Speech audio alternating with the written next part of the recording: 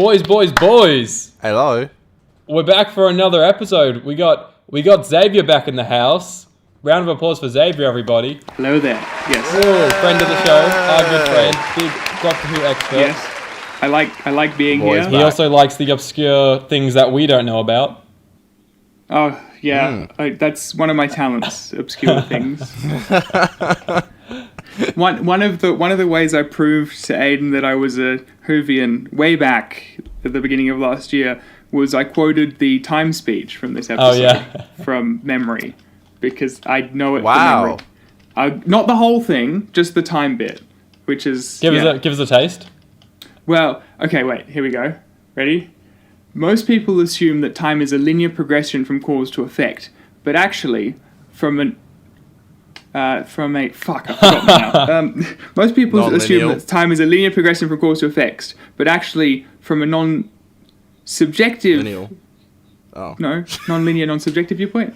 No, it's a linear progression from cause to effect, but actually, from a non-subjective viewpoint, it's a big ball of wibbly-wobbly, timey-wimey stuff. I think we stumped him for a second. We'll get you on something soon, And now I've made an ass Zave. of myself a second time. We'll get you soon. Cool. So Zave's back today, Very joining impressive. for one of his favourite episodes, and I think just one of the favourite episodes of every Doctor Who fan. Blink. What an episode. Yes. Banger. Absolute banger. What an episode. I don't know, but we have this weird phase in the show now, Zave. Connor and I used to have like a segment at the start of the show before we got into the episode, but now it's like we cancelled those segments because it was bogging us down. So we just feel very lost at the start of each episode. Do you have, I don't know, any burning things you want to discuss before we get into Blink? Yeah, no questions anymore. Yeah. Yes. Was it... am I wrong in assuming it was your birthday recently, Aiden? It's my birthday on Wednesday. So tomorrow, actually. Yes. It's Wednesday, yeah. Yes. So I will... That's something we can talk about. What is there to talk about? I was going to wish you happy birthday. I'm trying to be kind here. Oh, that's cute. Aww. Thanks, Dave. Yeah. Yeah, I've got nothing major planned for it, really. Just chill out. Might watch Utopia if I have time. Very cool. Anyways, so, Zave, do you like our theme song? It's, like, critically acclaimed and shit. Is it the same one as last time? Yeah, unfortunately. I mean... Absolute banger. It's different. I mean, it exists. It's a good way to put it. Yeah, like, you know, I rapped it live. I think it was on the last episode. And, the fans loved it, so I think we should keep it because I think it's like legit legendary. Well, it's become like an endearing part of the show of like, Yeah, exactly. We That's just why I think get we should through keep it. because we made this in season 1. Like, Yeah. It was such a gotta great be surprise, and I'm like, everyone loves it. So, well, I assume everyone loves it. I actually haven't asked many people, but I think it's great. well, once it plays, it's like a prelude to like, okay, now the real shit's starting to happen. Yeah. Correct. So, yeah, that's right. On that note, You know, getting everyone ready. shall we get into the real shit? Zave, do you want to count us in? Okay, 3, 2, 1. That it needs to be bigger than that, Zave. Give us an epic count. Scream it. 3, 2, 1. I love it. Wow. 50% podcast. I think I've peaked my microphone. That's alright. That's alright. That's beautiful. Okay. Love it. I love it. So today, like I said, we are talking about Blink, which is the 10th episode of the 3rd series of the British science fiction television series Doctor Who. It was first broadcast on the 9th of June 2007 on BBC One. The episode was directed by Hetty MacDonald and is the only episode in the 2007 series written by Steven Moffat. The episode is based on a previous short story written by Moffat for the 2006 Doctor Who annual entitled What I Did on My Christmas Holidays by Sally Sparrow. In the episode, the 10th Doctor, a time-travelling alien played by David Tennant, is trapped in 1969 and tries to communicate with a young woman in 2007, Sally Sparrow, Carey Mulligan, to prevent the statue-like weeping angels from taking over the TARDIS. Sparrow and her best friend's brother, Larry Nightingale, Finlay Robinson... why can't I do these things anymore? Finlay Robertson must unravel a set of cryptic clues sent through time by the Maroon Doctor left in DVD Easter eggs. that summary was like, that just gets me Ooh. hyped for the episode, you know? Yeah, Wowee. I love this episode so much. It's a masterpiece, and it's one of the only Dr. Light episodes that's actually good. Like, it uses the Dr. Light formula really well. Yeah, it does. Yeah. Yeah. Perfect. Is it the first Doctor? No, Love and Monsters was the first the first one, wasn't it? No, Love and Monsters. Yeah, Love and Monsters. Yeah. So. And I feel so sorry for the guy that designed the Absorbaloff. God bless. The young bloke. Dave, do you want to get into your thoughts? As the guest, we'd like to let you go first. Do you want to tell us your thoughts and opinions on Blink? Well, I have 3 pages of notes. So Oh, God. Jesus Good Christ. Lord. here we go. Wow. Settle into your seats, friends. I really love this episode. Yes, you proof that I am that much of a fan. Anywho, Love it. I like the opening, the cold open, because it plays on the tropes of pre-established by the show, in that, you know, typically someone dies in the cold open. So Yeah. we're watching Sally Sparrow enter this haunted, what we believe to be a haunted house, and it's like, okay, she's gonna die, she's gonna die, and then like events unfold, and we get the text on the wall that is in the Doctor's like the way he speaks, his vernacular and parlance. Yeah. And, like, you know, Sally Sparrow, duck. No, seriously, duck now. The Doctor. It's brilliant. Yeah. And so, yeah, the fact that she survives it is a subversion of the pre-established trope that exists within Who already. So that's already off to the races in something magnificent. Just a fun little twist. I have a note here that is, I still swear that in the opening credits there's some sort of didgeridoo. Did you? They should do an Aussie episode with a didgeridoo in the title sequence. I swear. Well, I mean, they did go to Australia in the pilot. Yeah. Not the pilot, but the pilot. Yeah. Missed opportunity. That's all I'm saying. And then my next note is when she enters her friend's house and the guy's there naked. We get the most iconic line of the episode already, like "Don't blink," and it's still iconic given that we see it a few times throughout the episode, because it's its own hype train. I thought you were going to say the most iconic line is when he comes out and he's like, "I'm really, really hoping, but..." Pants. And he's not wearing pants. Yeah, that's what I thought you were going to say. That's what I thought you were going to say. Well, So Moffat. I have a note there that is in reference to that. I have a note on my list of notes which is meet cute, smiley face. Because it's the weird ass meet cute. Do you know what a meet cute is? Yeah? I have no idea what that is. It's the opening of when two characters meet for the first time, and it's the beginning of a romantic relationship, and it's typically very awkward. That's a meet cute. I see. Interesting. So it's a meet cute. It's cute. The more you know. Yeah. And then Sally Sparrow convinces her friend to go to the mansion with her, which sets everything into motion. And as they jump down the fence, Catherine's like, "Sparrow and Nightingale. It sounds like an ITV show." And I legitimately think that there should be a show called that, because it sounds really cool. It'll work. It's fine, Nightingale. Yeah, it does, yeah. Carrie Mulligan is an absolute gem. Mm-hmm. The timey-wimey letter. Yep. Oh, the angels finally moving for the first time. Oh, I have, on the end of my first page, I have, in all caps, the hints, which is in reference to all of the relationship drama that happened. So this was posted, I sent Aiden this in a Instagram message, but Catherine goes back in time further than anyone else in the episode. Right. And she marries Ben Wenbright and has a child named Sally. Mm-hmm. And it's theorized that Billy Shipton goes back in time and marries that Sally. Oh, Yeah. of course, yeah. Yeah, because he says Yeah. she was called Sally too. and Oh, she named her yeah, daughter shit. after. I never Interesting. thought of that. That's great. How good was I love Billy Shipton. He's such a bloke. Yeah, the life is long and you are hot, and life is short and you are hot. It's like, you feel so much for this character, and he's I only use had that like line. 5 minutes of screen dead time. I dead set use that line a lot. I swear. Does it work?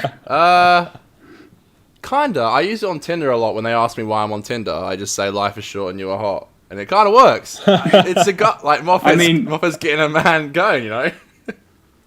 Fair enough. This is actually, speaking of Moffat writing good lines, this is one of his best female characters, I Yes, think. I totally like, agree. Active protagonist, not overly sexualized, like, does a really good job here. Yeah. I agree. I think it's still very like a Moffat-written female character in terms of it. Like, I don't know, something about it. for sure, It because always it is feels Moffat. slightly off, you know. But Yeah, it's just not real for some reason. yeah, You know what I mean? You can tell that they're characters. Hmm. The reply foreshadowing when she's in the DVD store and she starts talking to the screen that has David Tennant on it. Like, it's the first part where she begins talking, and she's like having a proper conversation. It foreshadows the ending. yeah. Murray Gold's music, of course. So good. There's a whole suite for it on the season 3 soundtrack, and it just goes off if you put it on. It's too good. Yeah, I've listened to it many a times. Yeah. And then when she leaves that store, there's the trope, using tropes to quash tropes, in that she, like, the guy there is like, go to the police, you stupid woman, go to the police. And she goes to the police. I love it. That's great. Then we get to the ending, basically, and that's all of my major notes. But what I would like to mention before I go is that, move on to you guys, what you guys thought, is that this is one of the best Doctor Who episodes in terms of actually exploiting time travel. Because, you know, Doctor Who's a time travel show, but other than, like, Father's Day and this, I don't remember, and The Day of the Doctor, they don't use time travel effectively. Yeah. Yeah, I can see that. This is like, it's such a smart episode, and it's so Moffat, and it's what Moffat's really good at. And it's one of those things that, like, I think when Moffat took over the show, or even in the RTD era, he made these standout time travel, time bending episodes. Because even things like The Girl in the Fireplace kind of have a bit of like time bending to it, you know? Yeah. And then when he took over the show, his whole series arcs were kind of like that, you know? And at times maybe they were a bit messy and a bit convoluted, but I kind of loved what he did with it. And now that like Chibnall's taken over and it's very stripped back from that, I think it's kind of a tough act to follow in terms of your expectations of always being like blown away by the stuff that's going on, you know? Yeah, it's one of those things where, you know, we were lucky to get such a good beginning of the show that we got. And given that, especially when, like, you know, they're two very distinct eras, and we got so much good television in it. Like, it's hard to follow. And we're seeing that now in, like, this, like, minor dip that children are loving because, you know, Jodie was voted double greatest Doctor in a poll recently. So I presume that that's not the adult demographic, because we know that the writing is bad. Yeah. Yeah. I was saying to Connor a few weeks ago, it's nice that some people are, this will be their era for them, you know, like that they will love the Chibnall era, which is, even though it's not for us, it's kind of nice to see that still. Yeah, it's something that we kept alive. Like how I describe, I think I said this last time, but being in the Doctor Who fandom is very much like you introduce yourselves, you say you're a Doctor Who fan, and then you say your favorite Doctor, and it's like yes, move along, or you have an argument for like 20 seconds, and then you realize you can't convince the other person, and then you move along. That's how it's pretty damn accurate, to be fair. It's such a like split community, I swear. Like in this area or in this area, like, you know, it's loving, you know. Yeah. Like sometimes, you know, when someone doesn't have your favorite Doctor, well, when someone doesn't have your favorite Doctor, you can't go, you can't get up in arms about that, you know? Yeah. You just Yeah. like, okay, cool, difference of opinion. True. Was that all for your sort of initial thoughts, Zave? Yeah, that was all of my major notes. Easy. Connor, you want to take it away? Sure. Alright, yeah, so obviously this is like such a iconic episode. Like, there's no doubt about it. I remember saying to you, Aiden, a few weeks ago that this was the first episode where I'd moved to Australia. It's the first episode of Doctor Who ever I'd heard anyone talking about it. Even people who weren't fans about it, like about the show or didn't even watch it, I heard talking about it. It was literally like the thing to talk about at school. And I believe I hadn't seen it yet, or maybe I had. I remember when I first watched it when I was young, I really didn't enjoy it that much, which is like classic me, because normally episodes I watch when I'm younger and I don't like, I absolutely love as an adult. But I think because I heard so much about it, I was expecting a lot, and I always thought it was kind of smart. But it wasn't until later on in my life when I got older and I actually kind of got more into like, you know, film and scripts and all that kind of shit, that I started to really enjoy it a lot more and enjoy it for what it is. And what it is something really special. I will always say that Moffat is a fantastic writer just due to scripts like this, and considering what he's already done, like, you know, Empty Child, Dr. Dance is my favorite episode ever. Absolutely love Girl on the Fireplace, and then just to do this is like, it's stellar. And it's like it's like you can just tell why they wanted him to take over as showrunner, because of how popular he was with the fans. And yeah, of course, you know, it's got one of the most iconic villains ever, and it was the thing that everyone would talk about would always be the Weeping Angels and about how scary they are. They'd never scared me that much personally. They are scary. Well, at the ending, that ending where it insinuates that all statues are weeping angels. Yes. I was 10 or 11 when You're I watched convinced, it, and yeah. I was terrified. Yeah, Yeah, I love I that. was- I love how people would like get scared about that. You know, I don't know. Especially since the...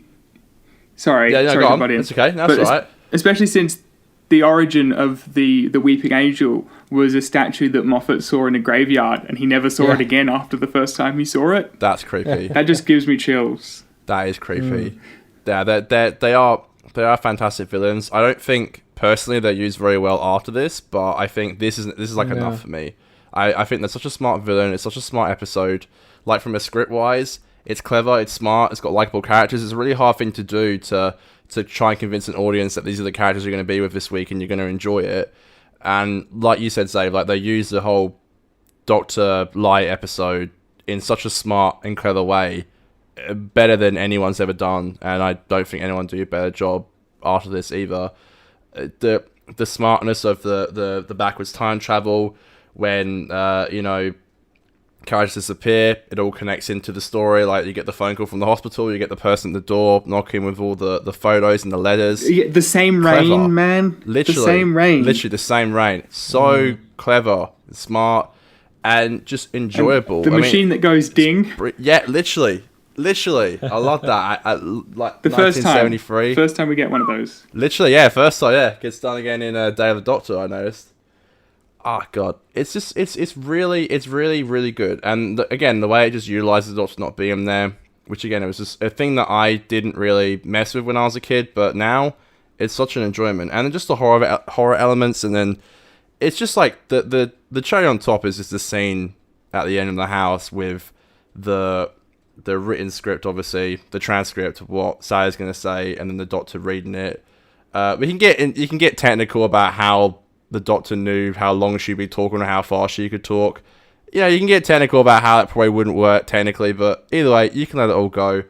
It's so cool and smart. And every time I watch it, I just have like such a good time of it. And of course, we get to see the angels in action, the whole blinking, the don't blink scene, just sensational. And the way that it all ends with the Doc tricking the angels into all looking at each other as obviously the TARDIS dematerializes. I think that was fantastic. dumb.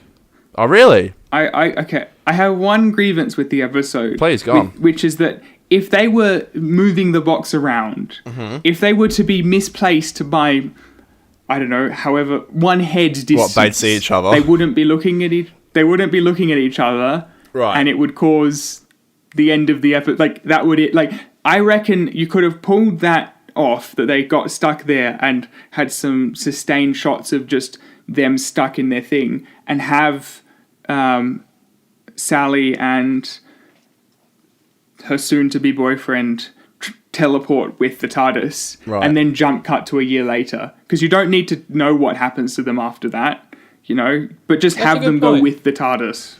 Yeah, fair enough. Yeah. Yeah. Yeah, you know, I've always liked it, and obviously it all comes into the ending, and I think it says like a year later, and they still don't know what happened or how the Doctor even got the transcript, and then in true like timey-wimey fashion, in true Moffat fashion, we get to see the Doctor run past with Martha on like a completely separate adventure, and he gets the transcript. And Oh, his facial expression, man. Oh, it's brilliant. I love. There's a still on Instagram of that, which is like his face is like, sounds about right. Yeah, literally. Yeah, it's perfect.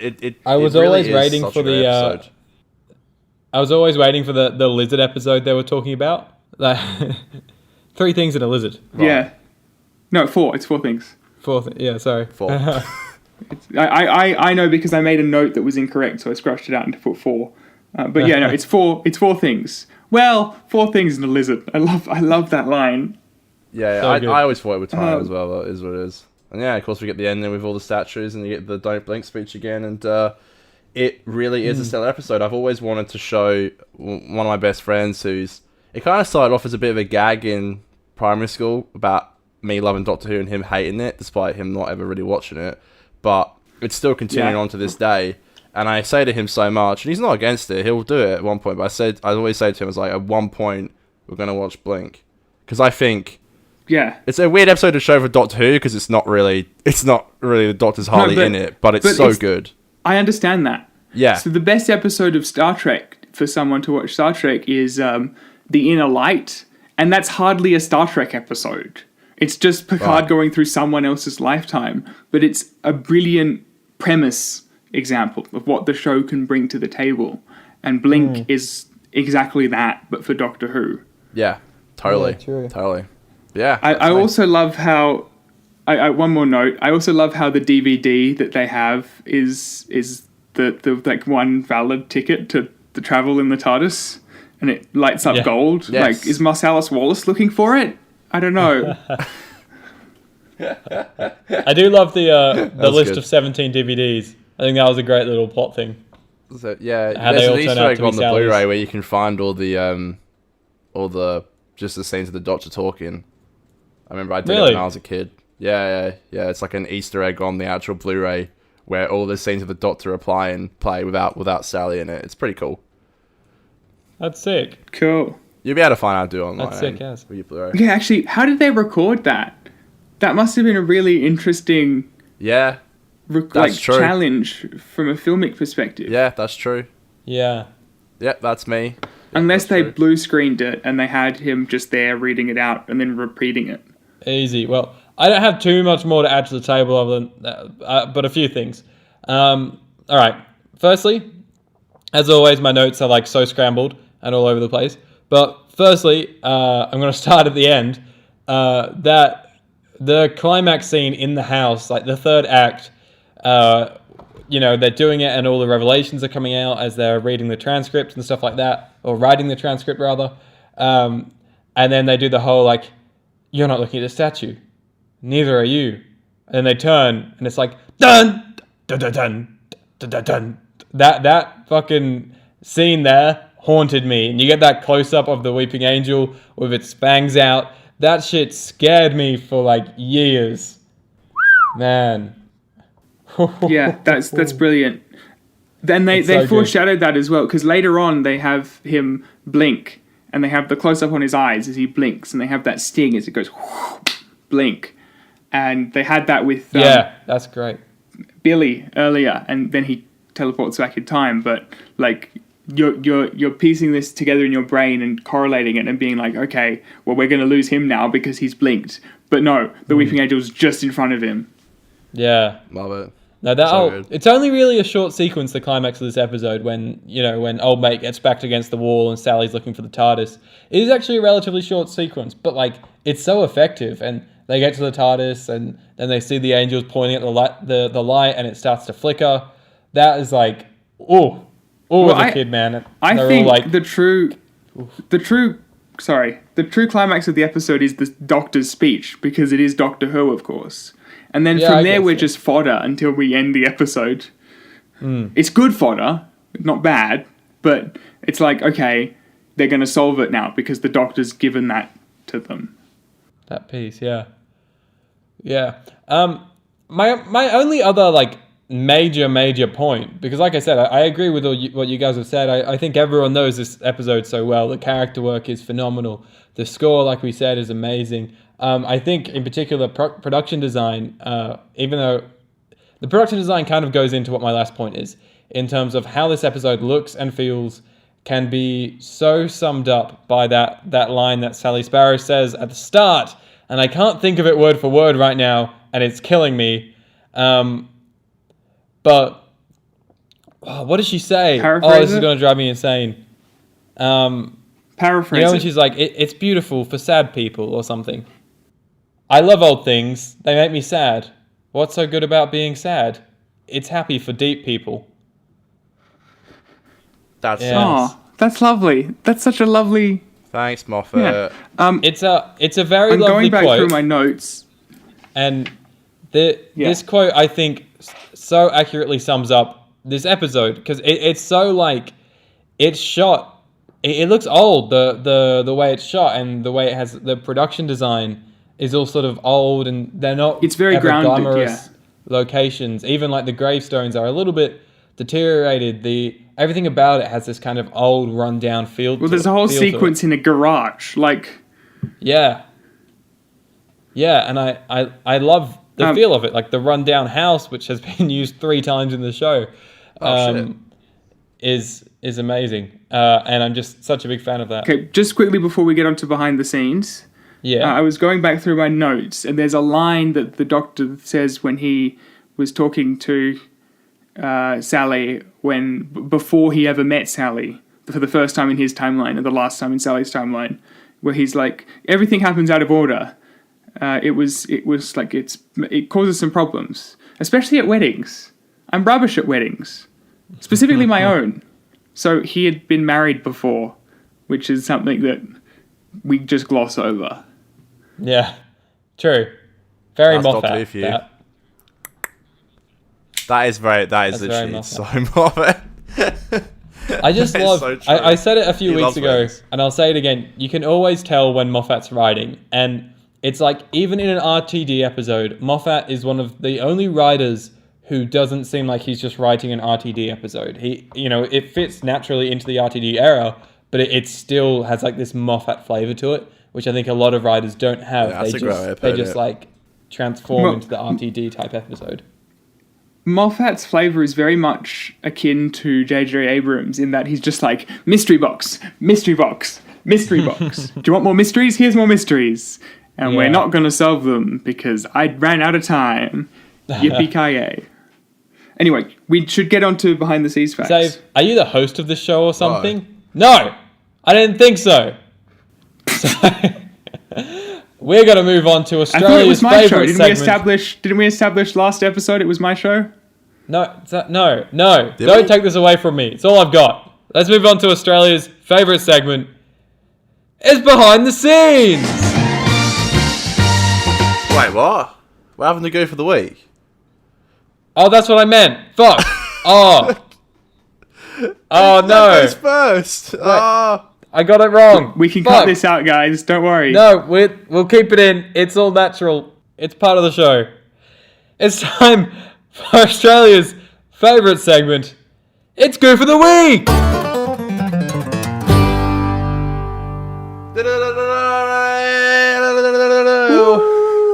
Boys, do we have any issues with the episode? Any goofs we found? Production errors? Anything wrong we noticed? No, I don't.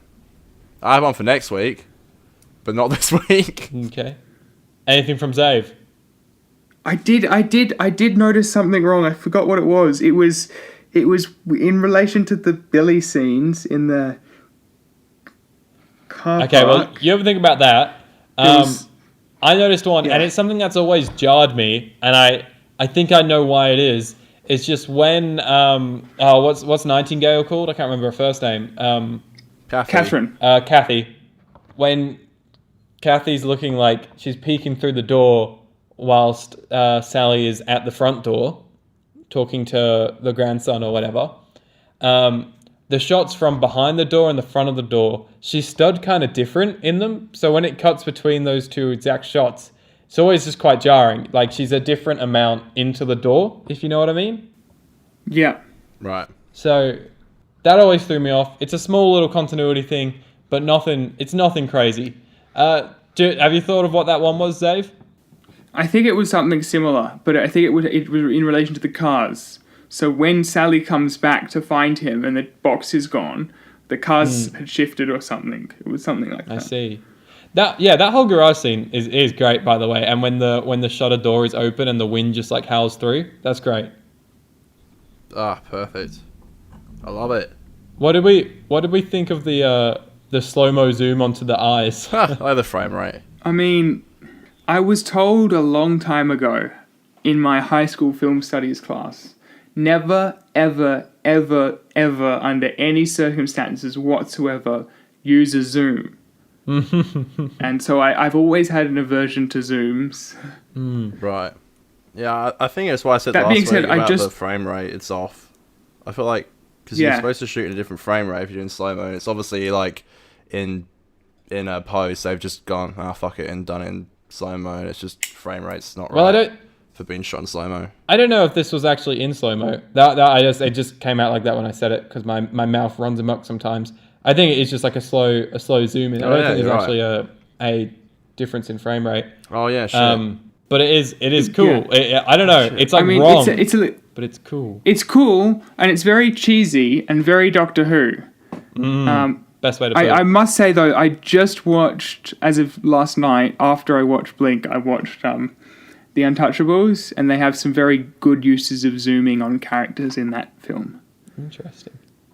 I think all I could think about was how beautiful her eyes were. Because Yeah. that's what Carrie I think Mulligan's. about. Yeah, she's so beautiful. I mean, I concur. Yeah, I think that's why I didn't really pay attention to the zoom that I thought was shit. If I think deep down, I think it's crap. But I was like, her eyes are beautiful. She's actually really famous now, isn't she? Crazy. Yeah, so she was in Drive with That's right. That's a brilliant film. And you know, she always said during Russell's era that she would come back to Doctor Who if she was ever asked, and she was never asked. And I'm just like, aww. Yeah, she was in Drive, and she also did. And then her second big one was the fucking. Oh, that's it. I've drawn a blank. Jesus Christ. I'm looking her up now. Wait, she's It's in the Great one Gatsby? with Tobey Maguire in it and Leo. An Education. No, it's the Great Gatsby. Great Gatsby. Great Gatsby? Yeah. She's also in that. She's in. Yeah, fun. Yeah. Anyways, TARDIS Wiki, as always, has supplied us with a few extra production errors for us. So, in the scene where Larry is trying to hold off an angel, the left hand of the angel changes position multiple times between shots. When Kathy is being preyed on by weeping angels at around the 7-minute 30-second mark, a crew member can be seen moving around behind the actor portraying the angel, about level with the angel's left hand. That's like the old man with watch in Mandalorian new episode. Interesting. They've removed that now. Yeah, I know, right? In the scene where Sally finds and takes the TARDIS key, the free hand of the angel holding the key changes position and back slightly between shots. In scenes outside Sally and Larry's shop, bystanders can be seen watching the filming from the windows above the news agency's shop. There you go. That's our Goofs of the Week. We got there. Yeah, finally. Oh yeah. I was going to say something about... Oh, yeah. With the crew member in The Mandalorian, they were in the Star Wars fan page that I follow, they had 2020 to 2020 crew member in The Mandalorian. like a in memoriam thing, which I found quite funny. He lasted like 4 days. So, boys, now maybe we can move on to Australia's second favourite segment. It's Behind the Scenes!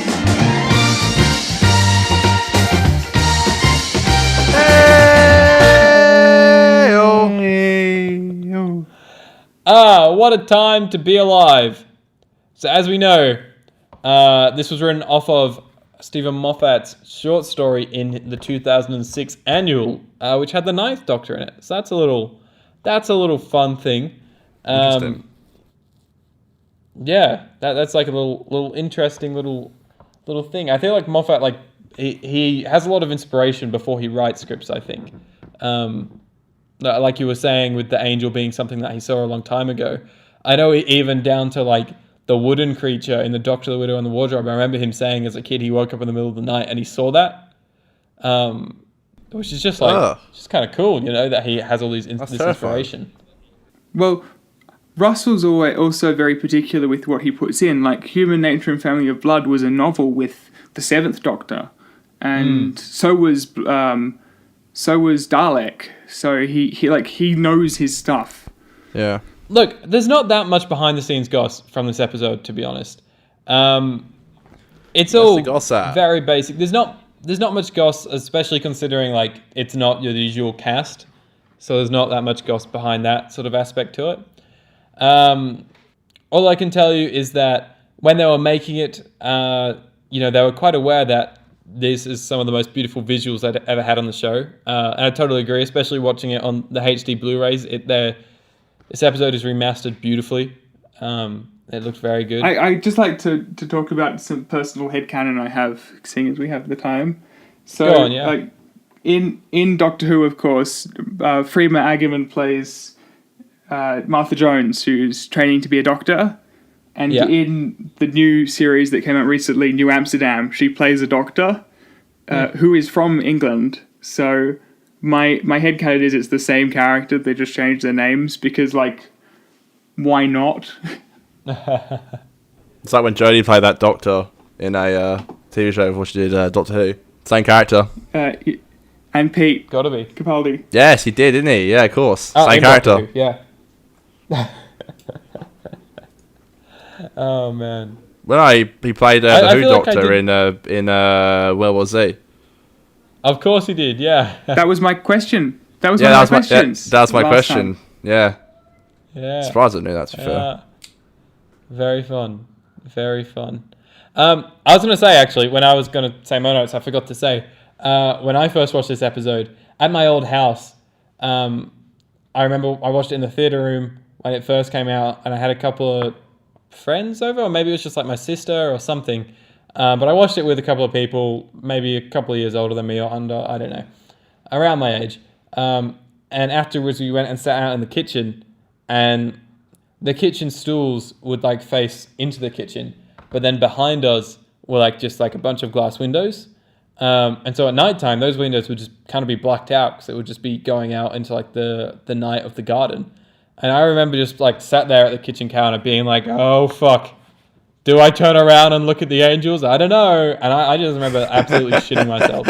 That's what's so good about Moffat. He writes these like nightmarish things that actually play with your mind. Oh, totally. Well, totally. there's that super cut of all of the monsters, which are like, don't breathe, don't think, don't blink. There's some other shadows. Ones I can't think of. But like, stay out of the shadows. Yeah, don't do all of these things. And like, what can you do? I don't know. I'm not trying to skip ahead with our thoughts on future episodes, but do you boys like how they were used in other episodes? Because I've never loved them. I've always thought there were some elements that were utilized pretty well. Like in the Time of Angels, I always thought that reveal at the end when they're like, oh fuck, we were in like a fortress of weeping angels and we just like walked straight into it. I always thought that was kind of cool. But as for the other bits of lore they brought in, like the image of an angel, and then when we see them move, for me, that totally breaks everything that has made them scary. Yeah, 100%. Yeah. Their best use after this episode is in Matt Smith's Regeneration episode where Clara gets caught. That's legitimately their best use after this. because it's like it's a bit part. It's like they achieve what they need to achieve, scare you because you know what they are, but like their whole time travel thing is wasted because like they do that time travel thing, but then like what's her name is like held by it. River Song is held by one of them, and she breaks her arm to get free. Like I thought, if you got touched by them, you travel back in time. No, that's the whole plot of the right. What's going on? Yeah, sadly they take that away. I thought that was always the coolest element because like in like Time of Angel stuff, they just start like snapping necks and shit. Yeah, it's cool. Also, but, that plot twist doesn't work because the episode is called Time of the Angels. Exactly. It's like, oh, we're in a den of weeping angels. Who'd have thought it? It will just kill us all. Yeah, I wonder if they'll ever come back. I know they might be coming back for like a speech, cameo, but yeah, that speech is lit. That like, I'm going to do something. If you value your continued existence, if you have the ever hope of seeing tomorrow, there's one thing that you never ever put in a trap. Such a good line. I do think there is some issues with it, but Angels Take Manhattan for me was like a pretty good return to form for Angel's story. Like, other than the Statue of Liberty Angel, it did feel like that's sort of been simplified. And I like the little baby. Yeah, I think, but at that point, like, Rory kills himself because he knows he can't die. Like, it gets all wishy-washy. Yeah, he literally says that. He's like, I always come back anyway. No. When don't I? I will have to say that that opening arc of season 6, I think it is, with when they're in America and they're talking to Nixon and Nixon's advisor, played by Mark Sheppard. I love Mark Sheppard's character in that. He's so good. Just like. I don't know. I'm because of his work in like Star Trek and Supernatural. I'm a Mark Sheppard stan. Anyways, shall we give our ratings on the episodes, boys?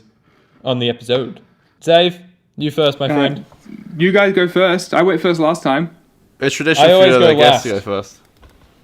Well, can we break tradition? No, tradition. Please.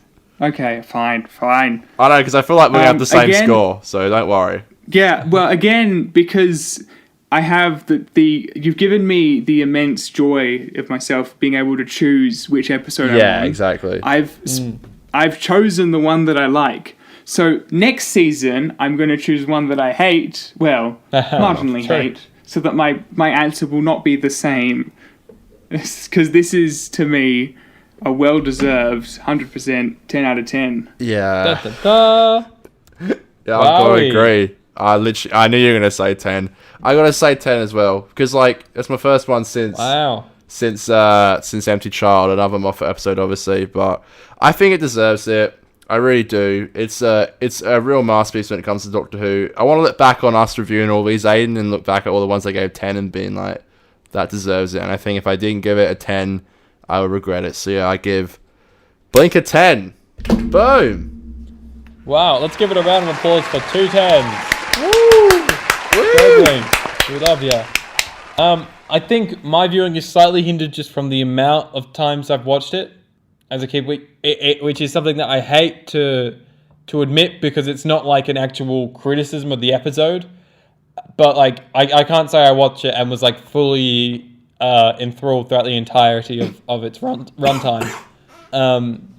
So, for that reason, I'm still going to give it a very, very, very good score, especially for me, who is extremely harsh to these episodes.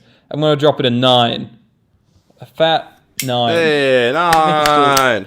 Still quite a good score, you know? I can't think if I have any major criticism. Like I said, I think Sally was maybe sometimes a little bit, Moffat female-y. Definitely one of the better ones, like we said. But I don't think she's still a very Moffat female voice, you know? He can't really write them the same way that RTD can. But other than that, like, it's a pretty solid piece of Doctor Who. I'll tell you that much. Wowee. That's funny. Trust the gay man to understand women. Yeah. True. Too It's well, true. isn't it?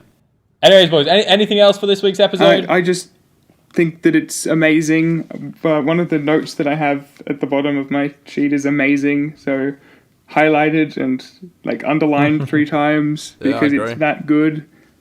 And I love. There's actually I forgot to mention. There's a specific use of action music after she leaves the police precinct, and it's like doesn't need action at all, but it works so well. It's like it's action music for her walking from point A to point B.